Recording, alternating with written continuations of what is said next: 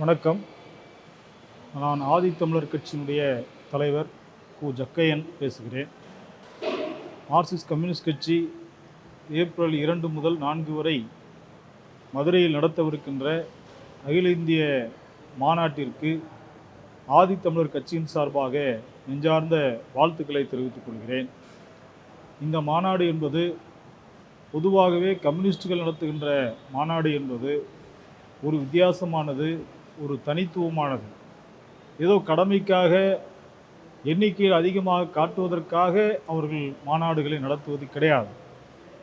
ஒரு குறிப்பிட்ட எண்ணிக்கையுள்ள பிரதிநிதிகளை மட்டுமே மையப்படுத்தி மாநாடுகளை நடத்துவது, இறுதி நாளன்று ஒரு மிகப்பெரிய மக்கள் சக்தியை திரட்டுவது என்கிற அடிப்படையில் அவருடைய இந்த மாநாடு என்பது இந்தியாவில் இருக்கின்ற மற்ற கட்சிகளுக்கெல்லாம் ஒரு முன்மாதிரியாக இருக்கின்ற நிலைமையை நாம் பார்க்கிறோம்.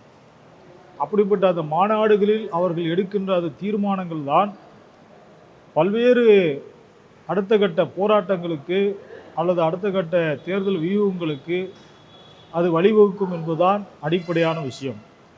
அப்படி ஒரு தீர்மானம்தான் தாழ்த்தப்பட்டோருக்கு உள்ளாக இருக்கின்ற, ஒதுக்கப்பட்டிருக்கின்ற, ஒடுக்கப்பட்டிருக்கின்ற, மிகவும் தாழ்த்தப்பட்டிருக்கின்ற விளிம்பு நிலை மக்களான அருந்ததீர் மக்களை போன்ற மக்களை, அவருடைய பிரச்சனைகளை நாம் கவனிக்க வேண்டும். அவர்களுடைய உரிமைகளுக்காக நாம் போராட வேண்டும். ஜாதிக்குள் உட்சாதி என்கிற அந்த உண்மையான நிலைமையை அறிவியல் பூர்வமாக உணர்ந்து கொண்டு அருந்ததீர் மக்களுக்கான தனித்துவமான போராட்டங்களை அவர்கள் முன்னெடுத்தார்கள். அந்த போராட்டங்களுடைய விளைவு என்பது ஒரு மிகப்பெரிய மாற்றத்தை இன்றைக்கு தமிழ்நாட்டில் ஏற்படுத்தி இருக்கிறது என்பது யாராலும் மறுக்க முடியாது. ஏனென்று சொன்னால், ஒரு காலத்தில் அருந்ததியர் மாணவர்கள் டாக்டர் படிப்பில், எம்பிபிஎஸ் படிப்பில் 6 பேர் அல்லது 7 பேர் தான் சென்று கொண்டிருந்த நிலைமை.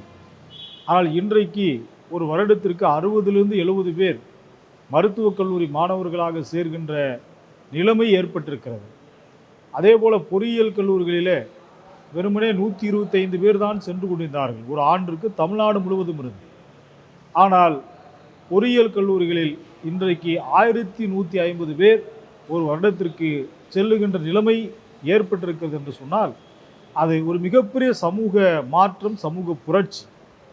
வழக்கறிஞர் படிப்பில், சட்டக்கல்வியில் 7 பேர் அல்லது 6 பேர் சென்று வந்த நிலைமை மாறி இன்றைக்கு 70 பேர் ஒரு வருடத்திற்கு, 70லிருந்து 80 பேர் இன்றைக்கு சட்டக்கல்லூரியில் படிக்கிறார்கள் மாணவர்கள் என்று சொன்னால் அது ஒரு சாதாரணமான ஒரு விஷயம். இந்த கல்வியில் மட்டும் இல்லை, வேலை வாய்ப்புகளிலே இன்றைக்கு அரசு நடத்துகின்ற போட்டித் தேர்வுகளிலே குரூப் 1, குரூப் 2, குரூப் 3, குரூப் 4 என்று சொல்லக்கூடிய இந்த தேர்வுகளில் இன்றைக்கு அருந்ததியர் உள்ஒதுக்கீடு அந்த அடிப்படையில் பயன்பெற்ற மாணவர்கள், ஆயிரக்கணக்கான மாணவர்கள் இன்றைக்கு வேலை வாய்ப்புகளை பெற்று இன்றைக்கு ஒரு ஊரில் அருந்ததியர் ஒருவர் அரசு ஊழியராக இல்லாத ஊரே இல்லை என்று சொல்லக்கூடிய அளவிற்கு இன்றைக்கு ஒரு மிகப்பெரிய மாற்றம் நிகழ்ந்திருக்கிறது என்பதுதான் உண்மை. ஆக இப்படிப்பட்ட இந்த அருந்ததியர் உள்ஒதுக்கீடு என்கிற அந்த ஒரு சமூக நீதி எப்படி இந்த மக்களுக்கு கிடைத்தது? 2009 டாக்டர் கலைஞர் அவர்கள் முதலமைச்சராக இருந்த பொழுது உள்ஒதுக்கீடு என்பது கிடைத்தது.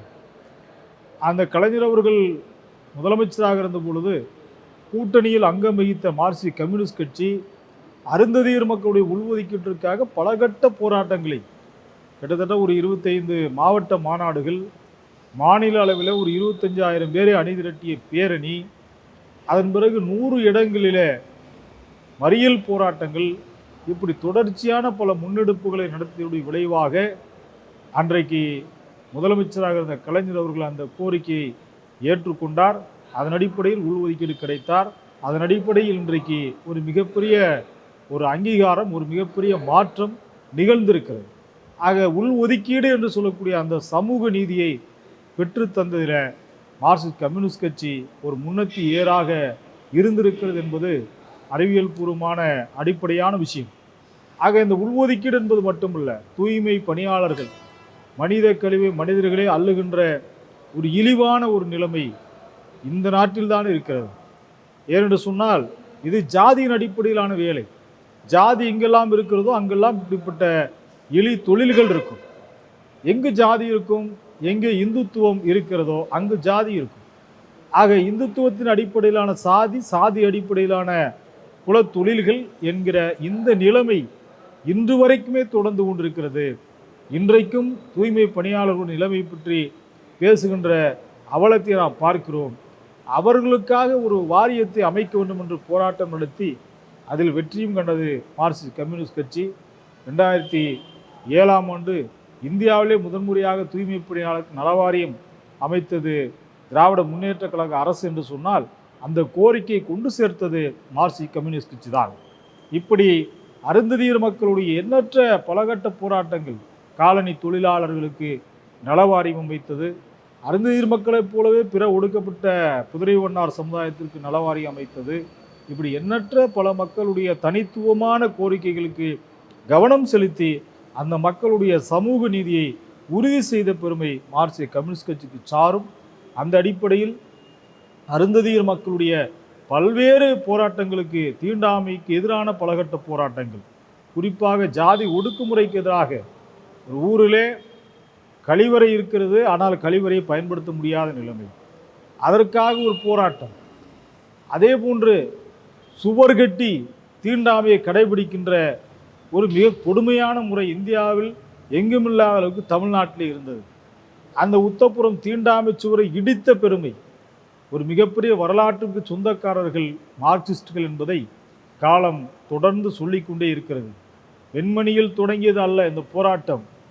இந்த சமூகத்தில் இந்திய விடுதலைக்கு முன்பாகவே, ஆங்கிலேயர்களிடமிருந்து ஆட்சி அதிகாரம் மாறுவதற்கு முன்பாகவே இந்த சமூகத்தில் சமூக ஒடுக்குமுறைக்கு எதிராகவும் பொருளாதார ஒடுக்குமுறைக்கு எதிராகவும் தொடர்ந்து களமாடியவர்கள் கம்யூனிஸ்டுகள். குறிப்பாக இன்றைக்கு டாக்டர் அம்பேத்கர் அவர்கள் சொன்னார்கள், முதலாளித்துவமும் பார்ப்பனியும் தன்னுடைய இரு எதிரிகள் என்று சொன்னார்.